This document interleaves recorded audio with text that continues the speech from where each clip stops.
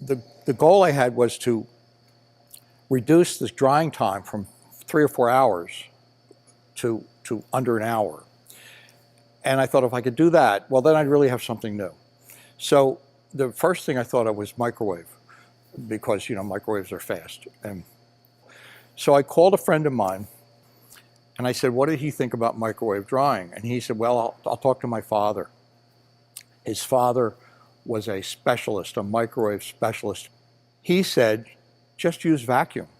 He says, that's the best way to dry. We started working on a vacuum dryer, took it down to a neighbor of mine, an injection molding company, and he set it up and started to run it. So the goal of drying in less than an hour was achieved, because he said he didn't have to come in Saturday night. He comes in Monday morning, turns the dryer on, and he had dry material ready to go before his injection molding machine was up to temperature. A couple days later, he reported that the parts that he molded, his reject rate had dropped from 9% on these units to 0. Now, this was an additional benefit besides time saving. Now I had not only the benefit of time, shorter times, but I had a better dryer. Vacuum drying is inherently better. Desiccant dryers heat plastic and have to continue blowing hot, dry air for 3 or 4 hours. Well, you can't let the air go into the atmosphere, so because it's heated, you want to recover the heat. So you recirculate the air and you go round and round and round, and every time the air comes down, you go through a desiccant bed and pull the moisture out of it. And in some dryers, larger ones, you may even cool the air with cooling circuit so that you can get more moisture out of it while it's cool, and then reheat it again and go through it again.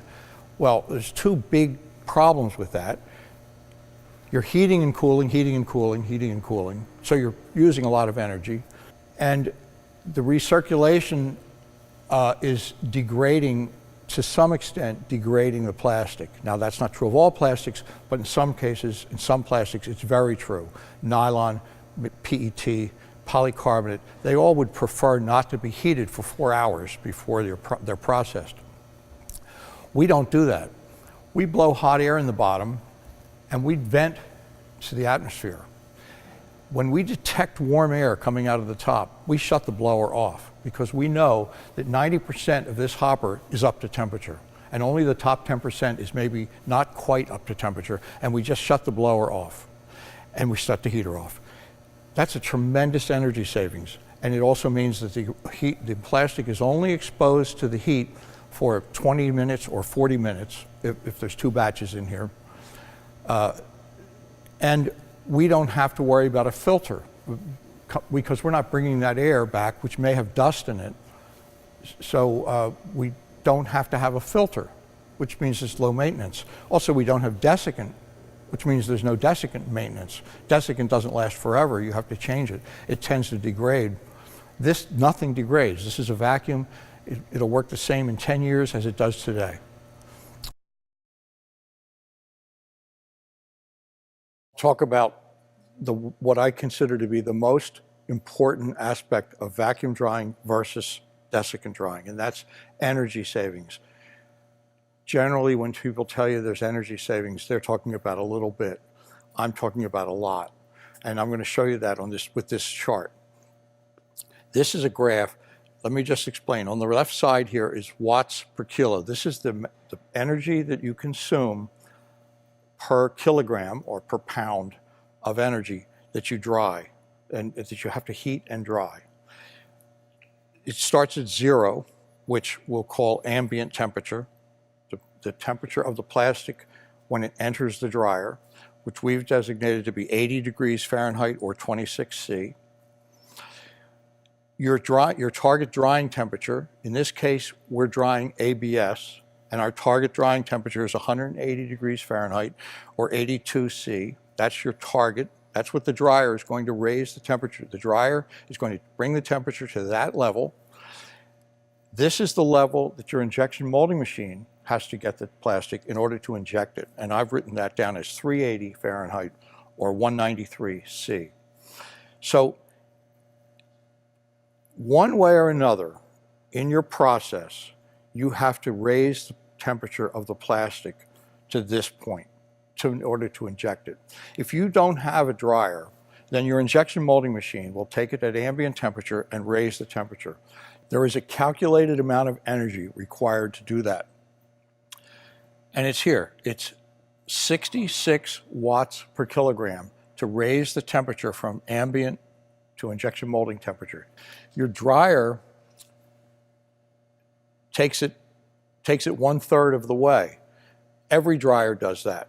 That's actually all saved energy, because this section means your injection molding machine doesn't have to do that. So your injection molding machine has to provide this much energy to get it up to temperature, molding temperature, but your dryer already preconditions it by you're putting in this much energy.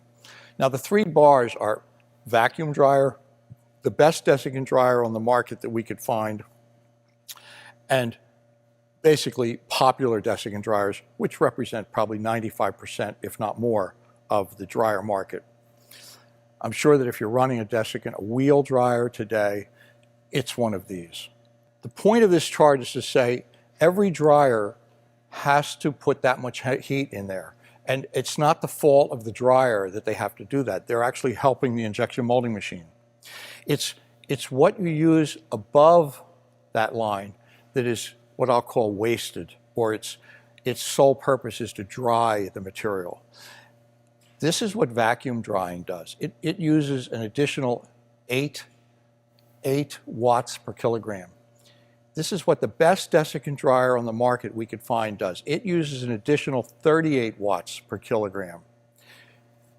The best on the market, by the way, was a European dryer, and it was a small dryer, and it had every energy-saving option you could imagine built into it. And this is the number they claimed. Our tests proved that number to be correct. That 60 watts per kilogram was correct, and that was that they claimed. But this is what a typical wheel dryer actually uses, 122. Now, if you go back 10 years, 122 is a good number. And it's still considered a pretty good number, apparently, because that's the #1 dryer that's sold. But this is your energy use with this one, and this is our energy use. And I'm just going to compare these two, because hardly anybody has this one. And even there we're better. But I'm going to compare it to what you're probably running now. This added energy is 100 watts per kilo. This added energy is 8. We're running 8, you're running 100. When you buy a dryer, I'm sure you assume you're going to have that dryer for 10 years. 5 years would be short, 15 years, we might be pushing it. I'm going to say 10 years. So you've got a desiccant dryer, and you run it for 10 years, and you run it with this added energy load versus this, and you're running, let's say 200 or 220 pounds an hour, 100 kilos an hour, and you're running a normal 80% uptime for the year, round-the-clock operation, and you calculate those savings based on what the electric company charges you, you will, with this dryer versus this dryer, and these are, let's just say these are $15,000 dryers, you will have spent $70,000 more here than you spent here. $70,000. When you make the decision to buy a dryer, you're stuck with certain fixed realities. You have to buy a dryer. It's not, do I buy one or don't I buy one? You have to buy a dryer. The next thing is, you have to live with the electric cost. There's no reducing the electric cost of a dryer. You can't tune it up better or anything like that. It is what it is. So you have to use the energy, and the electric company will send you the bill, and you have to pay the bill. So the only decision you have is, do I want to buy a dryer, let's say a $15,000 dryer, and then give the electric company an additional $70,000 over the next 10 years, or do I buy a vacuum dryer and only have to pay that much without that additional $70,000? I just want to add that we've sold 3,000 of these dryers, and we've been selling them for 18 years now. Most of these dryers are sold to repeat customers who recognize this reality, and that's why they buy them.